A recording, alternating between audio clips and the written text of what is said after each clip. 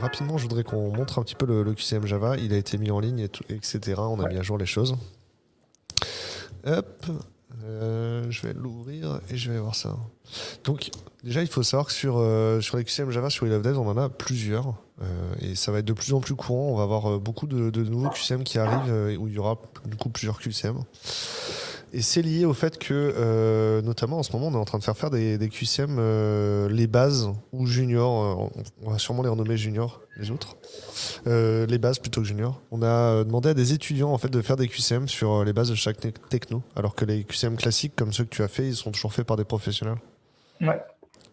Et les étudiants, quand on leur demande des QCM sur Python ou sur C++, ils sont chauds. Hein. Je trouve ça fascinant. Bref, du coup, celui-ci, raconte-nous tout. Comment ça s'est passé pour l'écriture des questions? Est-ce que c'était fluide? Est-ce qu'il y avait des nouveaux thèmes? Est-ce que tu es reparti des anciennes questions? Eh ben, en fait, la première chose qu'on a fait, hein, on était 3-4 à être motivés sur le sujet, mais pour finir, enfin, il y en a vraiment trois de chez Zenica qui ont écrit des questions.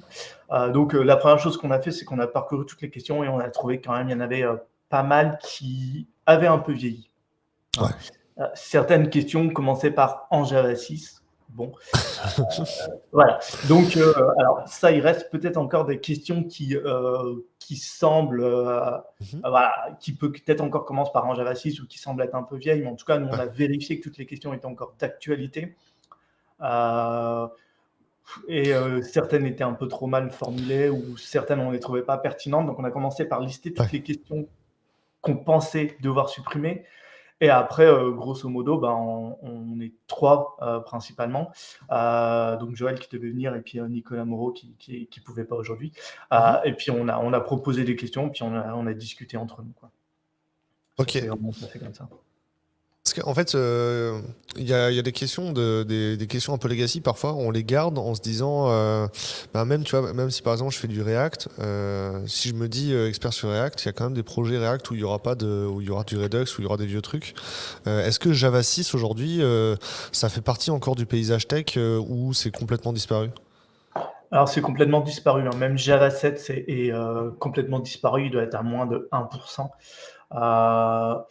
Après, c'est pas tant que les questions étaient spécifiques Java 6, parce qu'en fait, un des intérêts avec Java, c'est que tu peux, avec Ouais. une JVM 17, faire tourner du Java 1. C'est juste que soit la formulation n'était pas bonne, soit il y avait certaines Ouais. questions que nous, on a estimées qui étaient tendancieuses. Tu vois, j'estime que si une question, je ne donne pas la bonne réponse, parce que je ne suis pas forcément d'accord, c'est que la question est peut-être mal posée. Tu vois. Ouais.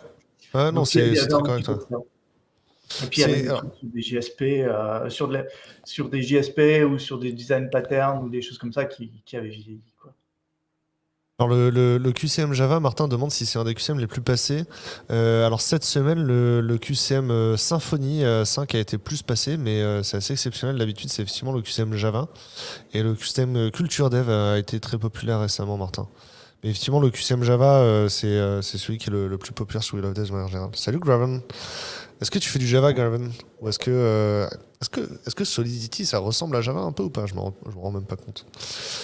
Euh, alors, ce que tu dis sur les questions, il y a des questions qui sont des opinions plus que de la connaissance ou du savoir-faire. Et moi, c'est vrai qu'il y avait dans les auteurs qui ont écrit des tests avant qu'on les rachète, il y en avait beaucoup qui en avaient mis ça. Et je peux comprendre que tu fasses ça quand t'es prof et que t'as expliqué ton opinion en cours avant et qu'à la fin tu mets un QCM et que du coup tu veux qu'il te restitue ton opinion, tu vois. Mais là, le faire à froid et de manière complètement universelle et unilatérale, je trouvais ça parfois un petit peu violent. Et notamment sur le QCM sur REST, il y avait des grosses opinions. Et en même temps, REST, c'est souvent opinionated. Donc je l'ai réécrit en mettant clairement, alors, pour les gens qui sont plutôt stricts sur REST, est-ce que ça, c'est généralement critiqué, tu vois. C'était un sujet. Ça m'a pris d'ailleurs une journée de le réécrire. Ouais, bah, sur REST, pour moi, ça paraît logique parce que tu as le modèle de maturité de REST, tu as beaucoup de littérature sur REST, sur la manière d'implémenter REST. Donc moi, Mhm. ça me paraît logique d'avoir de l'opinion. Après, sur Java, de ce fait, nous, on a quand même gardé des choses sur les design patterns parce que c'est super important dans un langage objet, et aussi parce qu'on vient de l'entreprise et qu'on les utilise souvent. Mais je vois que maintenant, il y a un troisième QCM Java, Software Craftsmanship.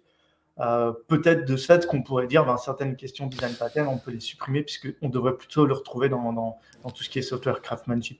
Maintenant que vous êtes là tous les deux, c'est quoi vos parcours? Comment vous en êtes arrivé à faire du Java? Est-ce que Joël, tu veux commencer parce que Loïc a déjà beaucoup parlé? Ouais. Moi, ça fait une quinzaine d'années que je fais du dev et j'ai pratiquement fait que du Java. Ouais. J'ai commencé avec du PHP, mais ça, c'était de la musette, et puis je le faisais à ma sauce. Et non, très vite, j'ai fait du Java. Donc, beaucoup les frameworks qui sont devenus standards, mais qu'il était déjà à l'époque, plus ou moins, Hibernate Spring. Spring Boot après, et puis j'ai eu une petite orientation search aussi, Elasticsearch, et puis Solar et Lucene. Ouais, c'est ça, j'ai vu sur ton profil Solar et Lucene. C'est des choses qui ont toujours attiré ma curiosité. Est-ce que c'est très lié à Java? Est-ce que c'est des technos où tu es vite familier quand tu as déjà fait du Java? Oui, tu es vite familier, bien sûr. Oui, tu programmes en Java, et oui, bien sûr. Après, ça t'élargit vers du fonctionnel search, parce que c'est quand même un sujet où tu es très proche du fonctionnel en général, parce que c'est un sujet technique. Tu es plus proche du fonctionnel que dans d'autres métiers, c'est clair. Mais après, tu programmes en Java, ouais. Là, en ce moment, on fait une formation sur le SEO avec les collègues, parce que apparemment, c'est important quand on a un site web comme le nôtre. Et on se rend compte que la search est hyper liée, genre les facettes qu'on a dans notre search, les search sans réponse, etc. En fait, il faut qu'on retravaille notre descente SEO en partant de ça. Et du coup, visiblement, tout ce qui est auto-suggestion dans une search, arriver à faire une vraie landing qui est indexée en termes de SEO, c'est un goal pour les e-commerçants. Ouais. Il y avait ça chez mon employeur précédent, ouais. C'est une part importante, le search dans le SEO, ouais. Ils indexent J'imagine, Loïc, t'as eu ce genre de sujet-là aussi quand tu bossais chez Kiabi? Ouais, moi j'avais bossé avec le site kaby.com et ils travaillaient beaucoup sur tout ce qui est SEO. Et en plus, ils construisaient leur page catégorie basée sur un moteur de recherche. Ils les construisaient dynamiquement, entre autres, pour pouvoir dégager des pages catégories, les produits qui ne sont pas en stock. Et donc, c'était assez compliqué c'était vraiment un travail de SEO était implémenté spécifiquement dans toutes les pages. Et ils précalculaient les pages catégories et ils précalculaient certaines pages de recherche. T'as l'impression de réinventer un CMS pour le SEO après? En fait, ils avaient Ouais, c'est ça. Ils avaient pas vraiment un CMS parce qu'ils utilisaient à l'époque un framework d'e-commerce un peu compliqué, mais je crois qu'ils l'ont dégagé depuis.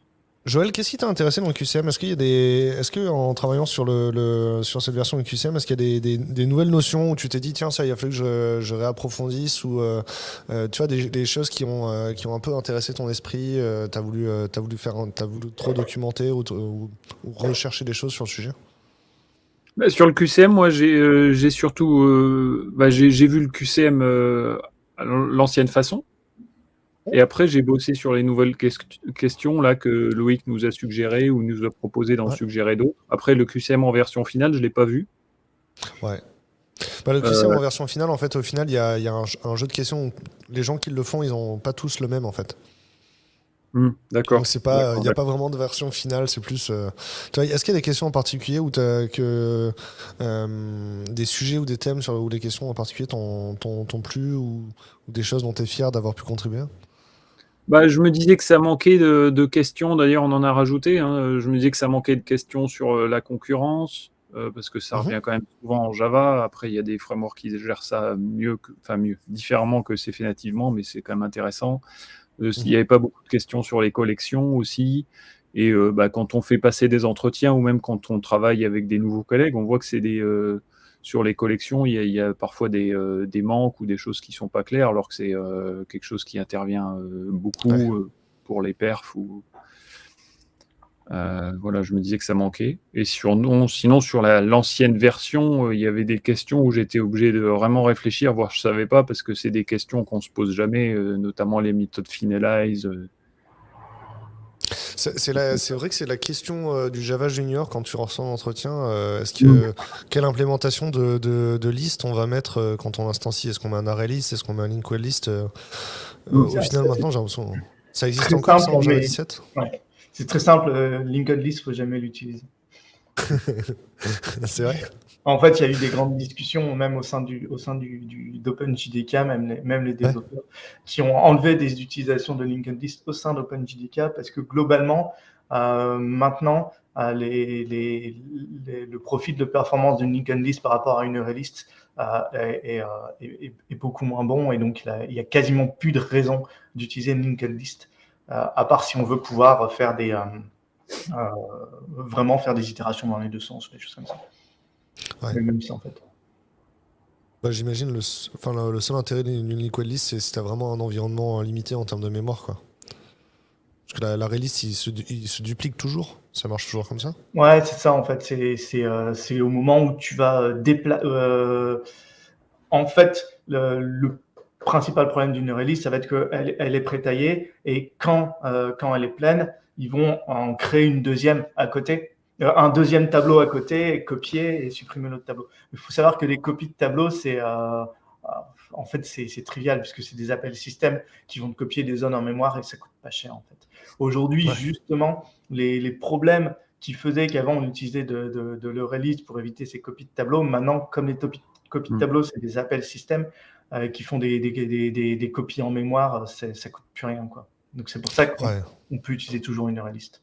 Parce que quand moi je faisais du Java sur Java 6, on se donnait un peu de mal à essayer d'initialiser la taille de la release à la bonne taille. Tu en allais mettre 8, 10, 30, 20, 20, 20 50 pour éviter d'avoir la copie de tableau.